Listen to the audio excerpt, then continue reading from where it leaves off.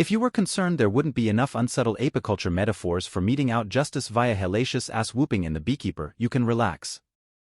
Even if director David Ayer remains in his usual mode of glowering self-seriousness, whenever Jason Statham snarls about protecting the hive or smoking out the hornets or killing the queen, you get an inkling of how much fun this violent revenge thriller might have been in more playful hands. Still, watching the bullet-headed action star take down squads of government agents and thuggish mercenaries alike, mostly while unarmed, is fun enough. Probably even more so in IMAX. In a screenplay by Kurt Wimmer that's nothing if not literal, Statham plays Adam Clay, a retired field operative from a top-secret national security force designed to step in and restore order whenever some nefarious criminal situation gets out of hand. Even though he's no longer a beekeeper, as that classified government task force is known, he now spends his time as wait for it, an actual beekeeper, lovingly tending the hives and extracting the honey on bucolic farmland owned by Eloise Parker, Felicia Rashad. When Adam reveals that no one ever cared about him the way the salt-of-the-earth former schoolteacher has, we figure she must be in danger. Sure enough, Eloise is disconcerted when a hard drive virus alert pops up on her laptop screen, prompting her to call a company identified as United Data Group. In short order, slick UDG dirtbag Garnett, David Witz, bilks the old lady out of her life savings, as well as a $2 million charity account she manages. At the data mining center, Garnett, and later, Enzo Salenti as Rico Anzalone, an even oilier scammer at an even larger sister operation, preens and postures like Jordan Belfort receiving the adulation of his brokerage acolytes in The Wolf of Wall Street. This being a David Ayer film, those offices are lit like flashy nightclubs. Take away the apiary element and these are basically the plot foundations of Blaga's Lessons, Bulgaria's submission in the 2024 Oscars International Feature category. But where the title character in that social realist thriller, also a retired schoolteacher, crosses over to the dark side and joins the criminal class, Eloise is less resourceful. She instantly admits defeat by shooting herself. Bye, Felicia. It's a noble sacrifice that someone had to make in order to set Jason Statham on a vendetta rampage. On top of the guilt felt by Eloise's FBI agent daughter Verona, Emmy Raver Lampman, over her infrequent visits home, she's aghast to learn the reason behind her mother's suicide. The Bureau has been unsuccessfully trying to crack the phishing network for 2 years with no leads. But Adam locates UDG with one phone call to a tech specialist from his beekeeper days, prompting him to neutralize the operation with some fist and foot action and a couple of containers of gasoline. It's just as remarkably easy for Garnett and his muscle to track down Adam, though of course their payback doesn't go as planned. Adam's trail of destruction ensures that the FBI team led by Verona and her partner Wiley, Bobby Naduri, are always on his tail at the same time as the chain of command behind the data mining scam comes into focus.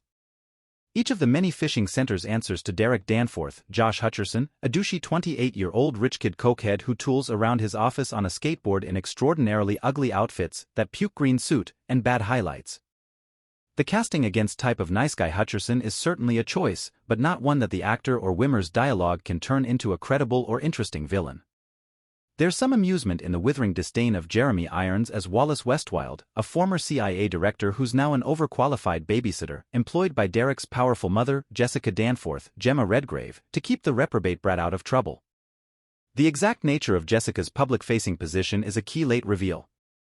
Once Derek figures out that Clay is coming for him, he decides the best way to protect himself is by sticking close to his mother and her extensive security detail. But the dumb script dictates that he do this in the most reckless way possible, showing up for a weekend at the stately mansion she refers to as the beach house and throwing a party there for his shady associates. Will Adam prove a match for a heavily armed government security team, the FBI agents and the scuzzy goon squad hired by Westwild? Do you even have to ask? The latter element is headed by Lazarus Taylor James, a sneering brute who once took out a beekeeper and lost a leg in the process. He spits out every line in a gnarly South African accent, because it wouldn't be a David Ayer film without an obnoxious stereotype. It's been clear in most of his post-end-of-watch directing gigs that Ayer has little use for actors beyond serving as magnets for explosive action. Poor Minnie Driver doesn't even get to do that, basically just taking one phone call as the CIA chief. To that end, Ayer chose wisely in Statham, whose almost comical gravitas helps us by it every time Adam's limbs fly in different directions, knocking folks on both sides of the law out cold with minimal variation of his set-in-stone expression.